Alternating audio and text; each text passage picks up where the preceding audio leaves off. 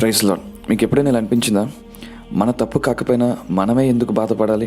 కొన్నిసార్లు మన తప్పు కాకపోయినా మనమే బాధపడాల్సి వస్తుంది, మనమే దూరంగా వెళ్ళాల్సి వస్తుంది, మనమే నిశ్శబ్దంగా కన్నీళ్ళు పెట్టుకుంటుంటాం. అప్పుడు మనకి ఒక ప్రశ్న వస్తుంది కదా, దేవుడా ఇది నా తప్పేనా?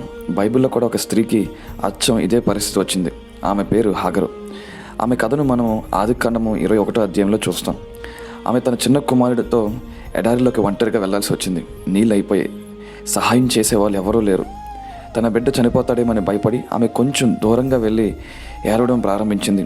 ఆ సమయంలో ఆమె హృదయంలో ఉండే వేదన ఇదే, ఇది నా తప్పేనా అని. కానీ అక్కడ ఒక అద్భుతం జరిగింది. దేవుడు ఆమె మొరను విన్నాడు. దేవుడు ఆమెను చూశాడు, ఆమెకు నీటి ఊటను చూపించాడు, ఆమె జీవితానికి మళ్ళీ ఒక నిరీక్షణ ఇచ్చాడు.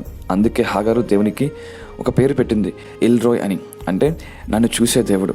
ఈరోజు నీ జీవితంలో కూడా నీ బాధను అందరూ అర్థం చేసుకోపోవచ్చు, నీ పరిస్థితిని అందరూ తెలుసుకోపోవచ్చు, నీదే తప్పు అన్నట్టు చూడొచ్చు. కానీ ఒక విషయం గుర్తుంచుకో, దేవుడు నీ కన్నీళ్ళని చూస్తున్నాడు. అందుకే అది నీ తప్పు కాదు, నువ్వు కన్నీళ్ళు పెట్టుకోకు, బాధపడకు, ధైర్యంగా ఉండు. ఇలా ప్రార్థిస్తారా? యేసయ్యా, కొన్నిసార్లు నా జీవితంలో జరిగే విషయాలు నాకు అస్సలు అర్థం కావటం లేదు, నా కన్నీళ్ళు నువ్వు చూస్తున్నావు అని నమ్ముతున్నాను, నా హృదయానికి ఓదార్పు నువ్వు. యేసు నామములో ఆమేన్. దేవుడు మిమ్మల్ని దీవించునుగాక.